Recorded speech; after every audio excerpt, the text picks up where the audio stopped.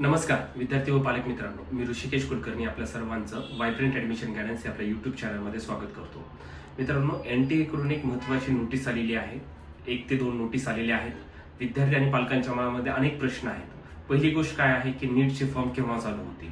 दुसरी आणि महत्त्वाची गोष्ट काय सांगितलेली आहे, आधार कार्ड आणि अपार ID ह्या एक्झॅक्टली गोष्टी काय आहेत. आधार कार्डचं म्हणजे तुम्हाला चेंजेस करणं गरजेचं आहे का, ते चेंजेस कशा पद्धतीने आणि नेमके कोणत्या गोष्टीमध्ये चेंजेस करून घेणं गरजेचं आहे, या सर्व गोष्टींची उत्तरे या आपल्या व्हिडिओच्या माध्यमातून मी देणार आहे. महत्वाची गोष्ट काय आहे, एक नोटीस आलेली होती, त्याच्यामध्ये काय सांगितलेलं आहे, अपार ID किंवा आधारचं जे गोष्टी आहेत त्या चेंजेस करणं विद्यार्थ्यांना काय काय गरजेचे आहेत ते तुम्हाला मी पहिल्यांदा सांगतो. महत्वाचं अपार आयडेंटिफिकेशन हे थोडंसं बाजूला ठेवूया. महत्वाचं काय आहे आपल्यासाठी विद्यार्थ्यांना, आधार कार्ड जे तुमचं आहे त्याचं अपडेशन महत्वाचं आहे. आता याच्यातल्या काय गोष्टी महत्वाच्या आहेत ते तुम्हाला पहिल्यांदा जाणून घ्या. महत्वाचं काय आहे की आधार कार्डवर विद्यार्थ्यांना काय सांगितलेलं आहे की तुमचं जे 10th पासिंग सर्टिफिकेट आहे, ज्याला की आपण सनद असं म्हणतो, 10th पासिंग सर्टिफिकेट, त्याच्यावरचं नाव आणि तुमच्या आधार कार्डवरचं नाव याच्यामध्ये कसल्याही प्रकारचं स्पेलिंग मध्ये मिस्टेक नसायला पाहिजे. तुमच्यामध्ये जर स्पेलिंग मध्ये काही मिस्टेक असेल तर लवकरात लवकर तुम्ही काय करा, आधार कार्डवर चेंज करा. ते तुमच्या सनद पासिंग सर्टिफिकेटवर हे चेंजेस होणं पॉसिबल नाहीये एवढ्या लवकर मध्ये. तुम्ही काय करायचंय, तुमच्या ज्या पासिंग सर्टिफिकेटवरच्या गोष्टी आहेत त्या बरोबर असणं गरजेचं आहे, जसं की आधारवरती आहे. जर आधारवरती मध्ये जर काही चुकीचं असेल तर आधार कार्ड लवकरात लवकर चेंज करून घ्या. म्हणजे आधार कार्डला आपल्याला काय करायचंय, पासिंग सर्टिफिकेट प्रमाणे आपलं नाव असणं गरजेचं आहे. दुसरं काय, तुमचे डेट ऑफ बर्थ, पासिंग सर्टिफिकेटवर डेट ऑफ बर्थ असते तुमच्या, तीच डेट ऑफ बर्थ तुमच्या आधार कार्डवरती असणं गरजेचं आहे. जर आधार कार्डवरती काही जणांच्या डेट ऑफ बर्थ ह्या चुकीच्या असतात तर लवकरात लवकर त्या देखील तुमचं करेक्शन करून घेणं गरजेचं आहे.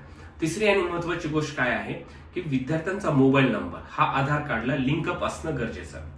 म्हणजे त्यावर OTP वगैरे येत असतात. त्याच्यामुळे महत्वाची गोष्ट काय की तुमच्या आधार कार्डला मोबाईल नंबर लिंक असणं खूप जास्त गरजेचं आहे. बऱ्याचशा विद्यार्थ्यांचं हे लिंक नाही आहे. काही विद्यार्थ्यांचं काय, सर आधार कार्ड माझं आहे परंतु मोबाईल नंबर लिंक हा माझ्या पॅरेंट्सचा आहे, चालतं त्याला काही फरक पडत नाही.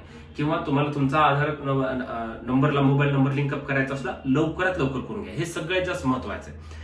ह्या 3 गोष्टी जर तुमच्या झाल्या तर अपार ID कडे जाण्याची काही जरूरत नाहीये मित्रांनो. आणि महत्वाचं दुसरं एक, फेशियल रिकॉग्निशन साठी तुमचा जर लेटेस्ट फोटो जरी तुम्हाला त्याच्यामध्ये म्हणजे चेंज करता येतो, फोटो जर फारच जुना आहे तुमचा आधार कार्ड, तुम्ही असाच अपडेट बऱ्याच वर्षामध्ये करूनच घेतलं नाहीये, खूप आधी काढलेलं होतं, तर तुम्हाला ते फेशियल रिकॉग्निशन साठी तो फोटो तुम्हाला चेंज करता आला तर लवकरात लवकर ह्या 4 गोष्टी तुम्ही चेंजेस करून घ्यायच्यात.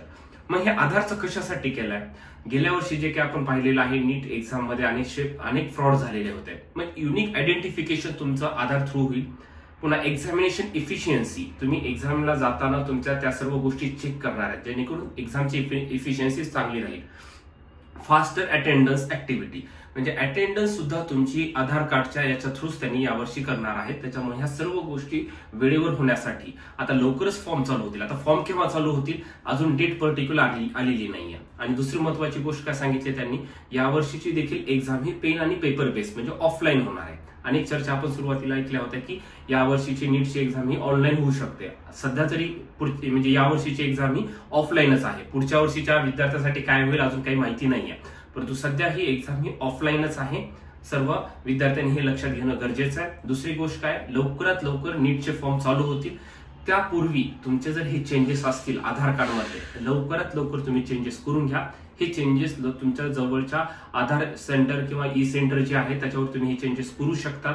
काही बँकेमध्ये देखील अपडेशन याचे देण्यात आलेले आहेत, तुम्ही तिथे देखील जाऊन हे चेंजेस तुमचे करू शकतात. त्यामुळे हे महत्वाचे चेंजेस करून घ्या. अपार ID कडे तुम्ही आता लक्ष नाही दिलं तरी देखील चालतं. ह्या सर्व गोष्टीनंतर पुढच्या व्हिडिओमध्ये आपण लवकरच घेऊन येणार आहेत की कशा पद्धतीचे हे चेंजेस करणं गरजेचं आहे, किंवा याच्यामध्ये तुम्हाला काही अडचणी आल्या तर मला कमेंट सेक्शन मध्ये कळवा, मी त्याचा देखील एक व्हिडिओ बनवून घेण्याचा प्रयत्न करतो मित्रांनो. आणि लवकरात लवकर पुढच्या व्हिडिओमध्ये मी सांगेन की केव्हा आपले नीटचे ऍप्लिकेशन फॉर्म 2025 साठीचे सुरू होऊ शकतात मित्रांनो.